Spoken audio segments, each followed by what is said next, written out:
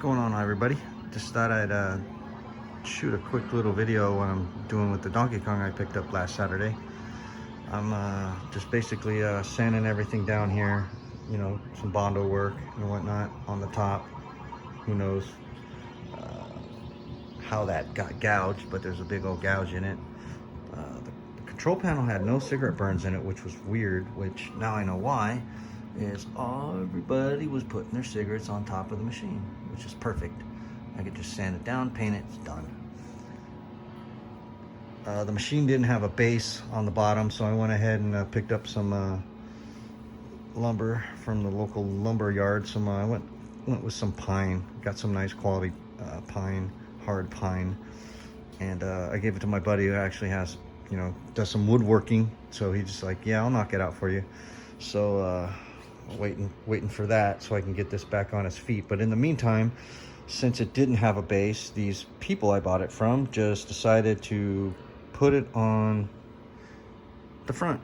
So the plies were just separating and nasty. So I hit it with some wood hardener. I went ahead and you know, did a layer of Bondo on each side.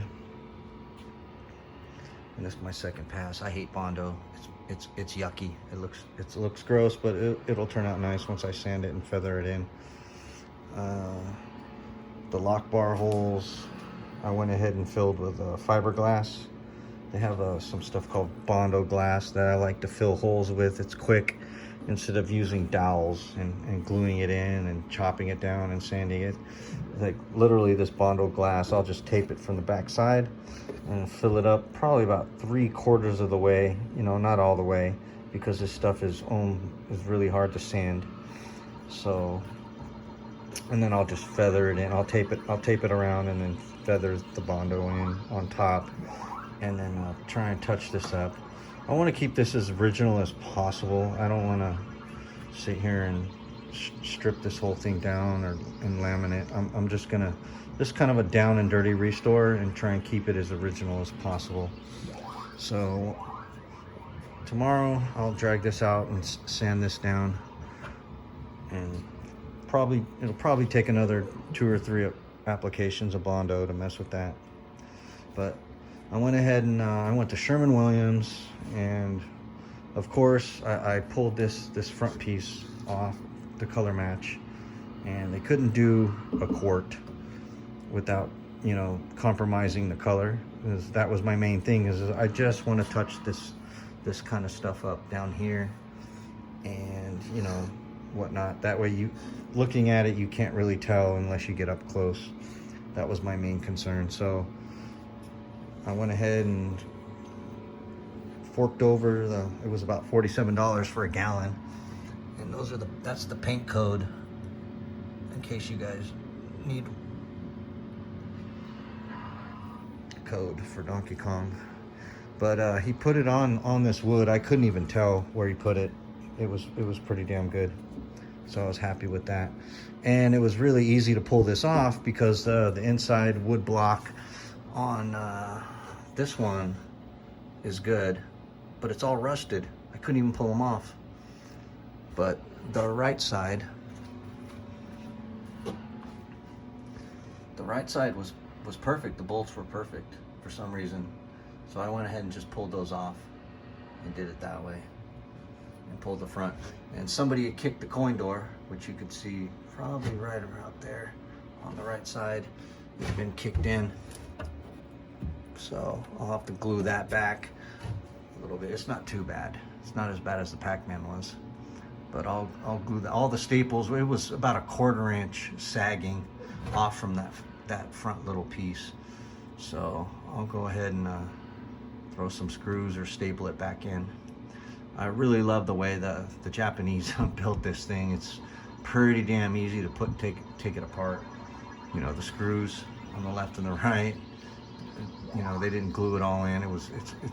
This cabinet is well made. I'm very impressed. It's my first time messing with these, and for somebody who doesn't know jack dick about dealing with woodworking and cabinets, you know, I just do your basic stuff. I was pretty impressed about how easy it was.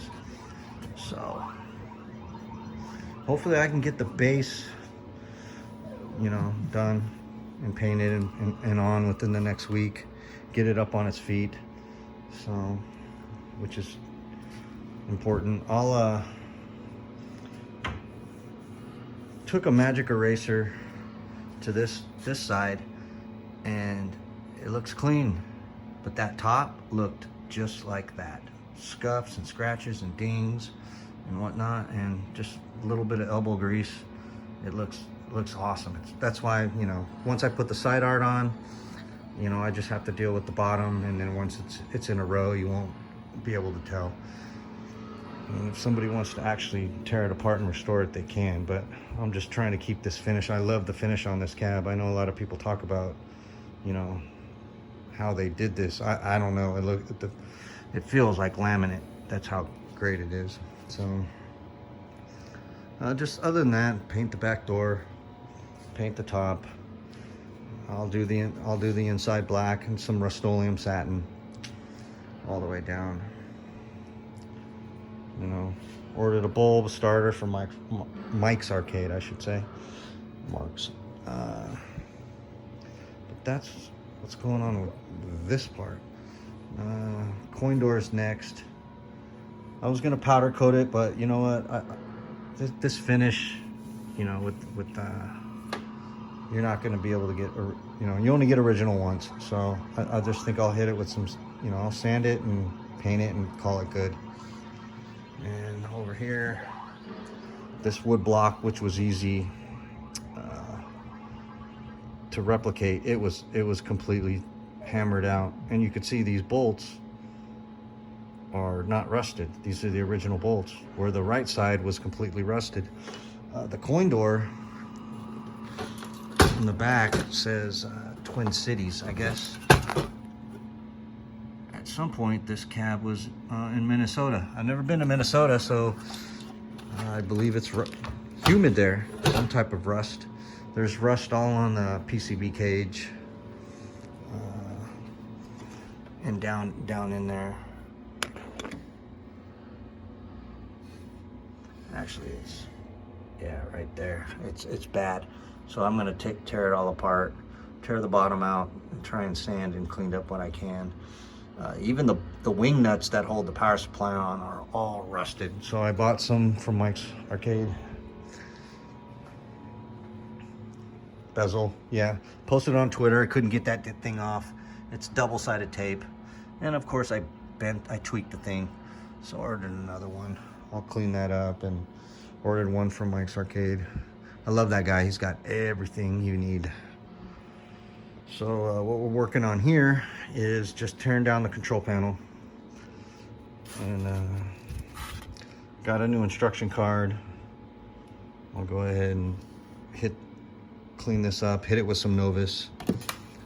Hopefully it'll be good, but I got a whole box in the mail today, so I decided to tear into this because it's late. I don't feel like doing any kind of Bondo and body work, so I just decided to tear down this control panel. But those are the parts that came out of it. The collar, that thing, spring. It was all gummed up. So Mike carries all these, so I went ahead and got that.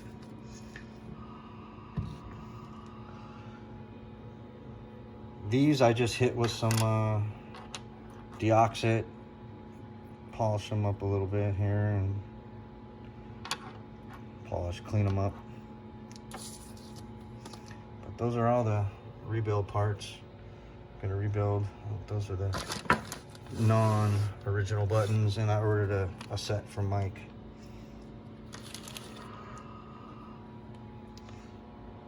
This thing was completely rusted. As you can see, there's the rust. I'm gonna sand that down, but this thing was rusted completely through. Not completely, but I went ahead and sanded what I could and cleaned it and polished it off. So, and that ball bearing in there had some rust too, so I sanded what I could to get in there. Here's the shaft. This thing was completely covered in rust, the whole top area. And I just stuck it in a drill and sanded all the rust off, and then I polished it up, which I love this stuff here. You can get that on Amazon, Fitz Polish. It's pretty awesome. You can just sit there and put whatever you want in your drill, and then just put it on a rag and let it go, and it'll polish everything up. This thing, I wish I could. I need to step up my game for YouTube videos, because if I edited and you saw what this looked like, it looked like other garbage, but it cleaned up really good. So, and I ordered a control panel harness, because this one, the pen snapped, which is that was my fault. I saw that once I pulled it out, it was bent, and I figured it was like an IC and I could just move it back, and nope, it snapped. So that was a $24 mistake on my part. So live and learn. I didn't know how these pins don't bend like an IC pin. I was just like, crack, bap, and snapped it. So yeah, that's about it. I really don't know what I want to do with this at this point. I mean, if anybody has any suggestions, if you made it this far into my rambling ass video, this you won't see, it's tucked in, but this front edge, it's not too bad, but it's not straight. It's, you know, it's rough, and you could see that even with the T-molding, which I got new T-molding. So I don't know if I should just try and touch it up with some Rust-Oleum satin, because, you know, I don't know. Maybe I'll try and touch it up and see how much you could see, or I'll, you know, tape it off and Bondo it so I have a straight edge again. I've heard some other people doing wraps. Just do a satin vinyl wrap. You know, I had a local guy who did that and showed me an original versus what he wrapped, and it looked great. But I'd like to.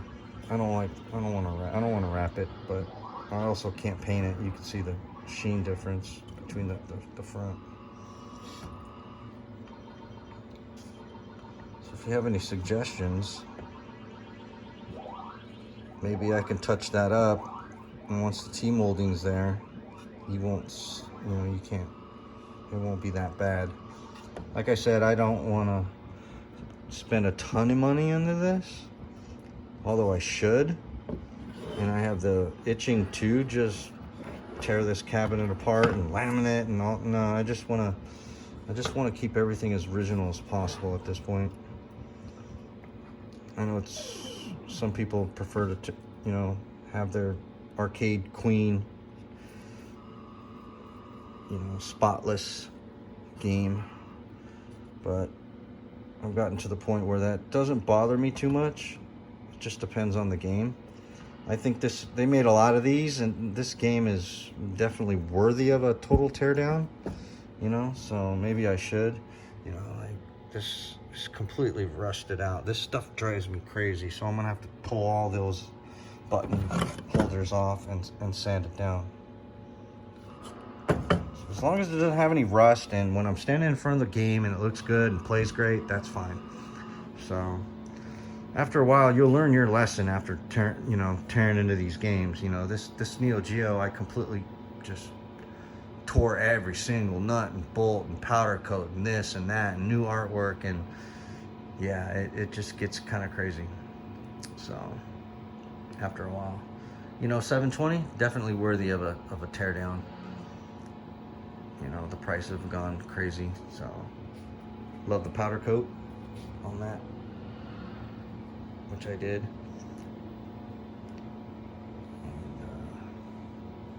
And that's about it. All right, this thing has gone on for way too long, but I'll go ahead and keep cranking away at that control panel. Thanks for hanging in there if you did. Sorry I'm rambling, but that's about it. So, all right, my friends. You guys take it easy. Until next time, peace.